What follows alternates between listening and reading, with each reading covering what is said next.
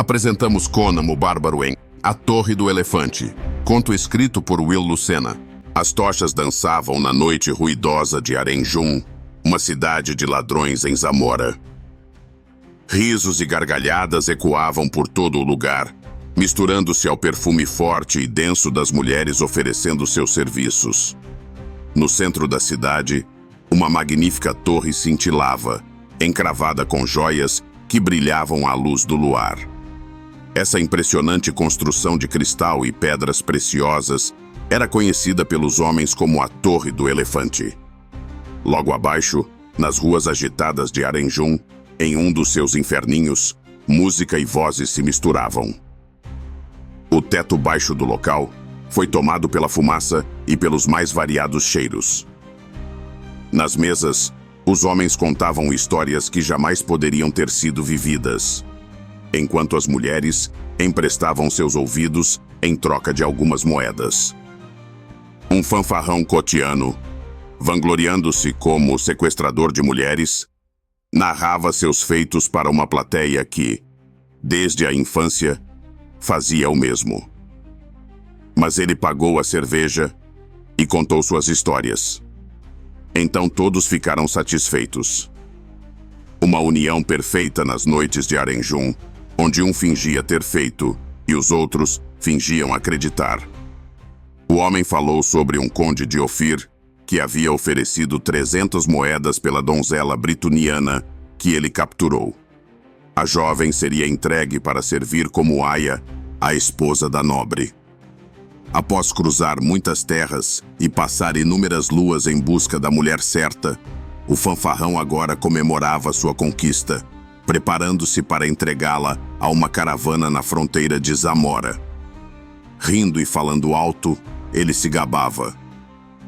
Conheço nobres em Shem que trocariam até o segredo da Torre do Elefante por essa moça. De repente, uma mão pesada pousou em seu ombro. O cotiano sentiu o peso e imediatamente se virou. Diante dele estava um selvagem gigante, de olhos azuis faiscantes, que se erguia como uma montanha. No instante em que o homem apareceu, a conversa cessou e todos no lugar passaram a observá-lo com curiosidade. Você fala da Torre do Elefante. Qual é o segredo, cotiano? Disse o gigante de cabelos negros. O cotiano respondeu.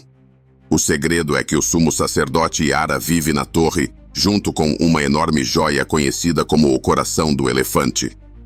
A torre, visível de qualquer ponto da cidade, já havia chamado a atenção de Conan. Ele notara que apenas uma sentinela guardava o local. Sua pergunta ao fanfarrão era óbvia. Por que, em uma cidade de ladrões como Arenjum, ninguém jamais tentou roubar a preciosa joia do mago? Nas mesas ao redor, cheias de zamoranos que ouviram atentamente a conversa, chegaram a se agitar com a pergunta do bárbaro.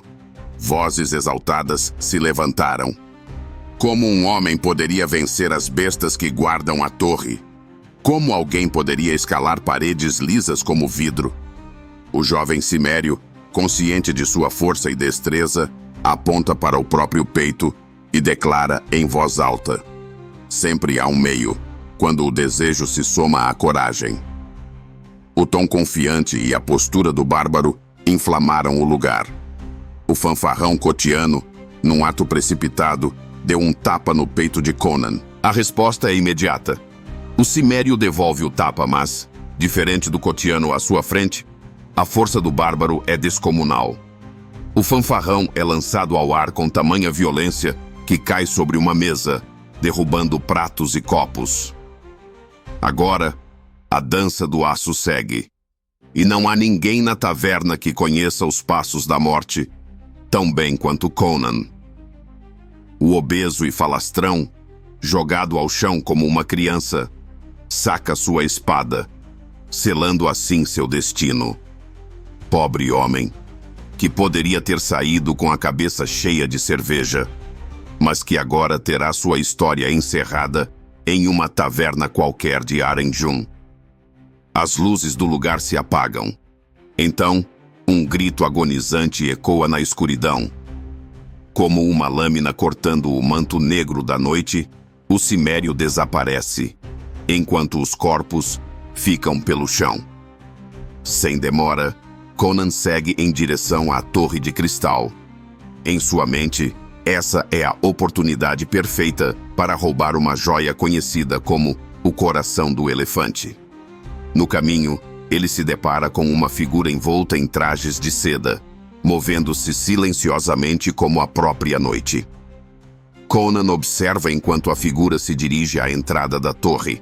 Ao chegar, o homem imediatamente dá ordens ao guarda do portão, amaldiçoando-o e jurando invocar seus feitiços sobre a pobre vigia.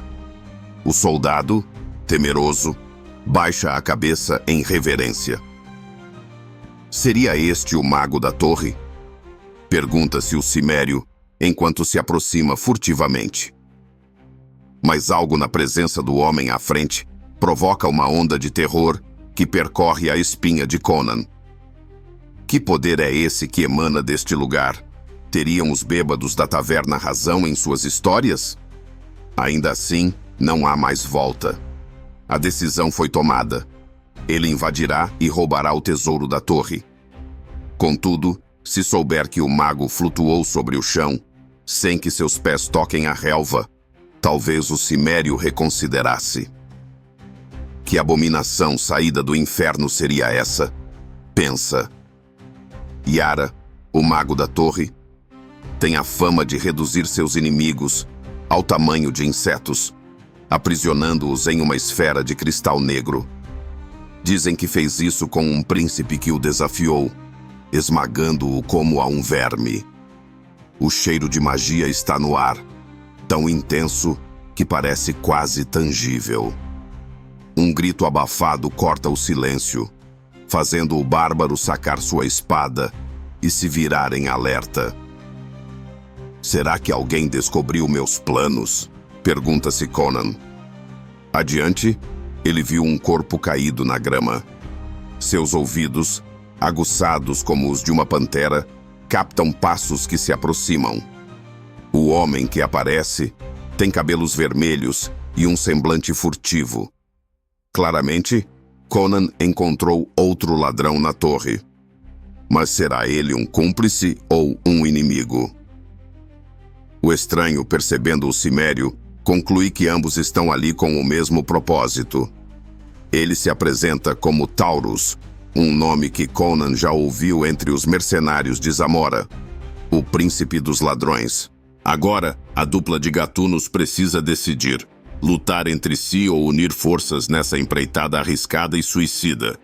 O bárbaro, ainda jovem, agiu por impulso ao decidir invadir a torre, confiando em sua força e agilidade fenomenais. Já o ruivo Taurus, mais experiente, havia examinado o lugar e trazia consigo as ferramentas perfeitas para a invasão. Sem muito tempo para debates, eles, como se fossem comparsas há muito tempo, resolvem que 2 é melhor do que 1 e que há tesouros suficientes para ambos. Ainda assim, o mistério persiste. Por que a construção é chamada de Torre do Elefante, se não existem elefantes em Zamora? A dupla avançou furtivamente em direção à Torre de Cristal. Sua beleza é tamanha que excede tudo o que Conan já tinha visto na vida. A perfeição da estrutura parece algo impossível de ser construída por mãos humanas. E logo o motivo pelo qual ninguém ousa, invade a torre, começa a se revelar. Um bando de feras emerge das sombras. Leões gigantes e silenciosos, bestas de garras e dentes afiados, capazes de dilacerar carne humana com facilidade. O príncipe dos ladrões, como é conhecido Taurus, toma a dianteira e ordena que Conan se afaste. O cimério o observa com curiosidade. O que aquele homem poderia fazer contra monstros como esses? Teria ele algum poder mágico? Conan recua, e Taurus retira uma zarabatana, soprando sobre as feras um pó amarelo esverdeado. O aroma de lótus se espalha como uma nuvem mortífera, derrubando as criaturas uma a uma, sem emitir som algum. Leões mudos, pensa Conan. Só podem ser criações da magia do mago. A artimanha funcionou perfeitamente, abrindo o caminho para que escalassem a montanha de cristal. Mas os sentidos aguçados de Conan captam algo. Com o instinto selvagem, ele se vira a tempo de evitar o ataque de uma fera que escapa do efeito do Lótus. O leão, em silêncio, avança contra o cimério. Contudo, em um movimento rápido e letal, Conan crava a espada na criatura. A besta cai sem emitir som, mas o ruído da luta pode ter alertado outros guardas. Sem tempo a perder, a dupla avança rumo ao topo da torre. Taurus retira uma corda feita de teias de aranha shemita, forte o suficiente para suportar o peso de 3 homens adultos. Os dois começam a subir pela parede lisa da torre, admirados com a beleza indescritível da construção. No meio do caminho, os olhos de Conan são atraídos por um rubi maior que sua mão. Com uma joia dessa, poderia pagar o resgate de um rei, pensa o bárbaro, fascinado.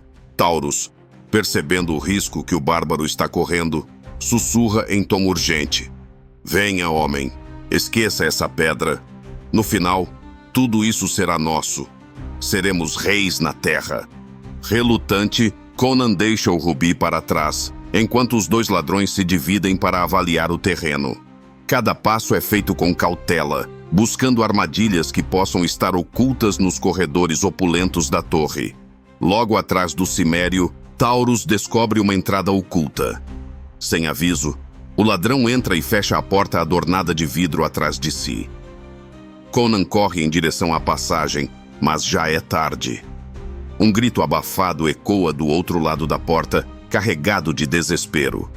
De repente, a porta se abre, revelando Taurus com olhos vidrados e expressão vazia.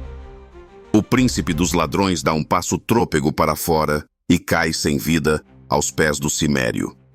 Sem marcas aparentes no corpo, sua morte seria um mistério, não fosse marcada pelas 2 pequenas perfurações no pescoço. Pobre Taurus, pensa Conan. Príncipe dos ladrões, encontrou sua ruína antes que seus olhos pudessem contemplar o coração do elefante. O grande segredo desta torre de cristal amaldiçoada. Com cautela, Conan entra na câmara adornada. O brilho das pedras preciosas parece engolir o ambiente em uma opulência inimaginável. Safiras, esmeraldas e rubis estão espalhados por todos os cantos, em números incalculáveis. O bárbaro sente um nó na garganta ao vislumbrar tamanha riqueza. Mas seu instinto de sobrevivência logo o alerta para o perigo. Sem aviso, um fluido ardente atravessa o espaço, queimando o ombro do cimério. Em um movimento rápido, Conan se joga ao chão e se levanta novamente, sua espada já em punho. A cena diante de seus olhos é digna dos pesadelos mais horrendos. Uma aranha negra gigantesca se pendura do teto. A criatura possui 4 olhos de um amarelo intenso e maligno. Seus ferrões gotejam veneno, e sua postura exala uma inteligência perversa. O monstro lança suas teias, arrancando a espada das mãos do bárbaro e prendendo-o em um combate desesperado.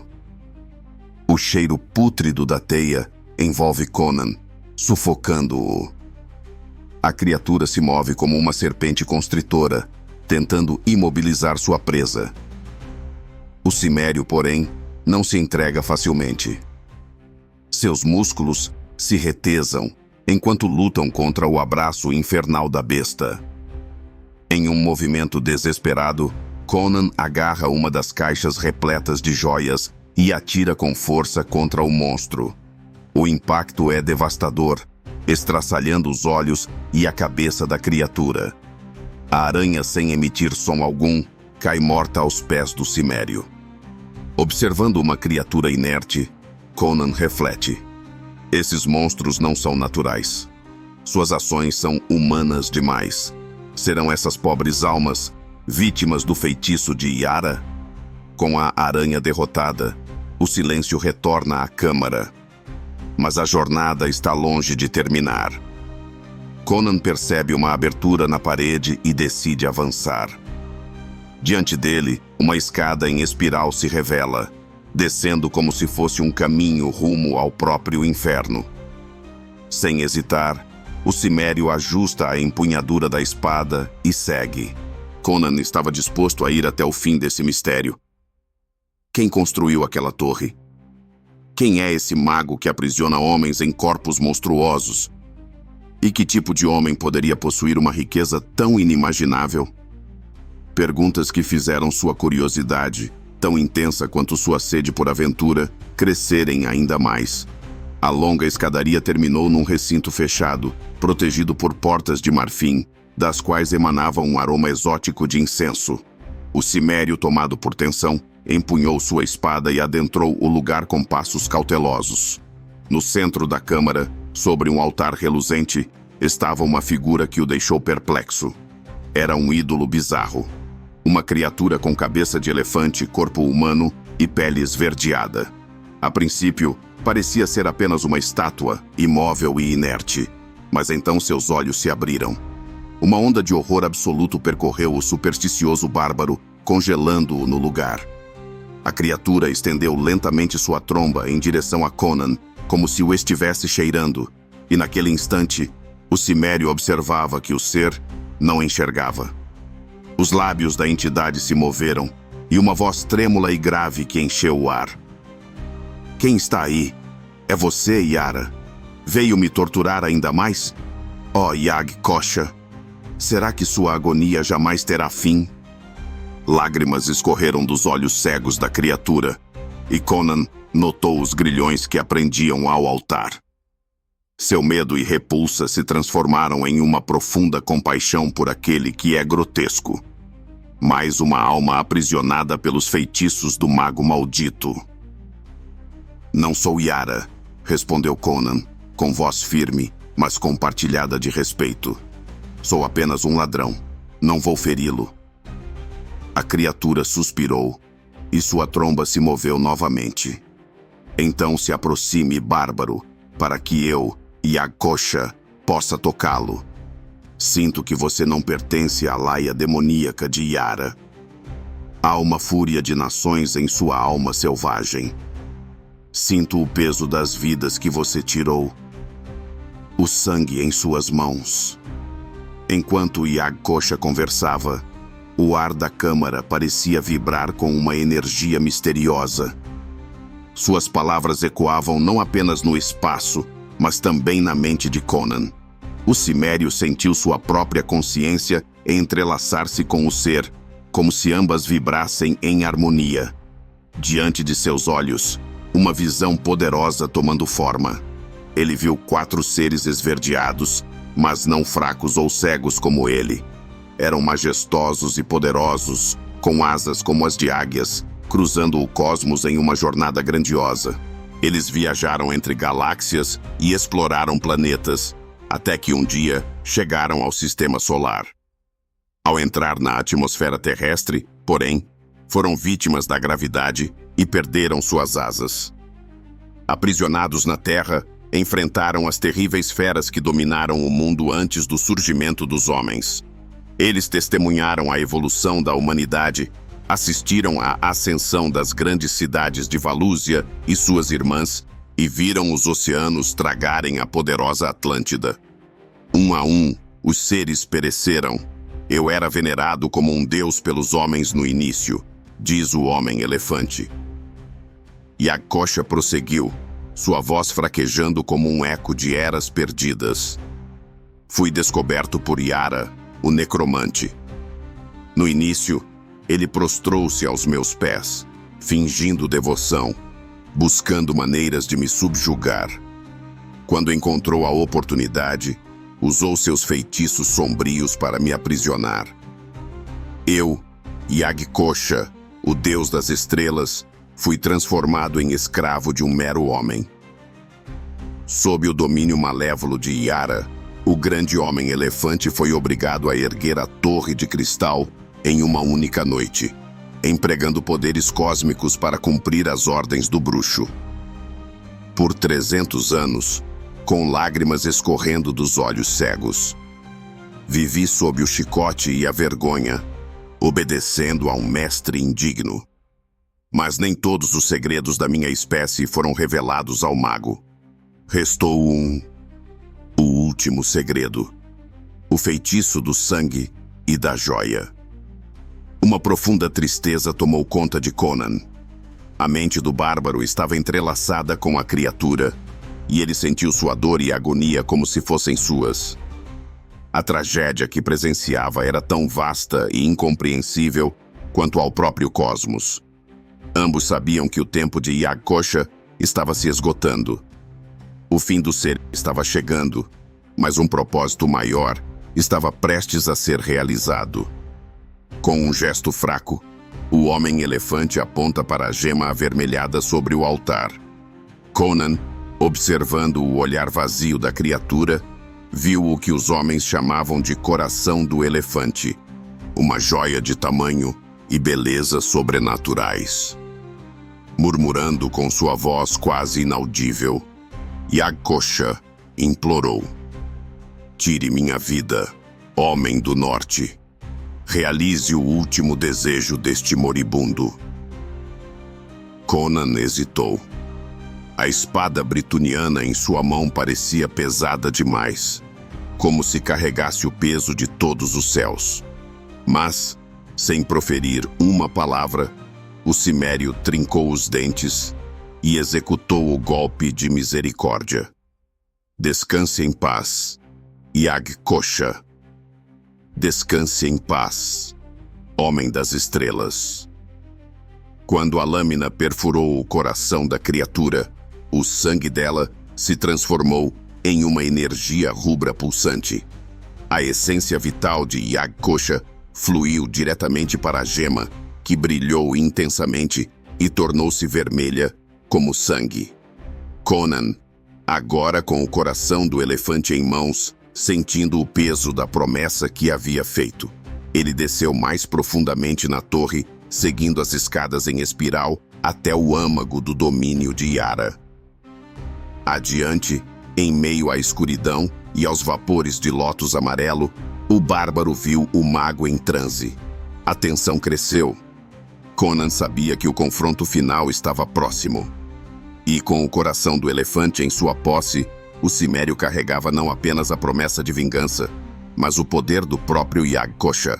Com um brado poderoso que ressoou pelas paredes cristalinas, Conan chamou o mago à realidade. A voz do cimério foi um trovão, despedaçando o transe de Yara. O necromante acordou de seu torpor, sua expressão alternando entre fúria e arrogância. Como se atreve a desafiar o poder de Yara? Sem responder, Conan avançou, suas ações mais eloquentes do que qualquer palavra. Calmamente, ele colocou uma gema escarlate sobre uma mesa ornamentada. A luz rubra da gema encheu o recinto, lançando sombras dançantes nas paredes cristalinas. Como que atraído por um feitiço irresistível, Yara se apossou da pedra preciosa. Seus olhos, arregalados, fixaram-se no brilho profundo da gema. Ao encarar o coração vermelho, um tremor percorreu seu corpo. Lá, nas profundezas da joia, ele viu Yag-Kosha, não mais fraco ou acorrentado, mas poderoso e vingativo. O bruxo estendeu as mãos trêmulas de medo. Seus lábios murmuraram palavras desconexas, enquanto seu rosto transparecia terror absoluto. De repente, como se o próprio universo o sugasse, Yara começou a encolher, diminuindo diante dos olhos de Conan. Os gritos do mago aumentaram, cada vez mais distantes e esganificados. Ele tentou resistir, escalando as paredes internas do coração da gema, mas foi inútil. Como um náufrago engolido por um turbilhão, Yara foi tragado para o centro do objeto mágico, sua forma agora apenas uma mancha minúscula na gema vermelha. Conan observou, perplexo, enquanto dentro da esfera de sangue, Yara era dominado por Yag-Kosha. A criatura alada, livre de sua cegueira e fraqueza, erguia-se com majestade cósmica. Com um gesto final, o Vingador das Estrelas esmagou o mago, encerrando sua existência com uma justiça antiga e inexorável. As mentes de Conan e Yag-Kosha foram entrelaçadas por um instante. A voz do viajante das estrelas ecoou na alma do bárbaro. A vida do homem não é como a vida de Yag-Kosha. Nem a morte de um humano se compara à morte de um deus estelar. De repente, a gema explodiu em um clarão de luzes multicoloridas. O mundo ao redor de Conan foi tomado por núcleos e vibrações que transcendiam a realidade. Ele sentiu o chão tremer, a torre de cristal estremecer até seus alicerces. Com instintos aguçados pela sobrevivência, Conan encontrou uma escadaria que o levou para fora da torre. Emergiu no jardim, respirando o ar noturno. De pé, entre os destroços, o cimério refletiu sobre o que acabaria de presenciar. Era aquilo real? Seriam os mistérios das estrelas tão vastas quanto o próprio céu?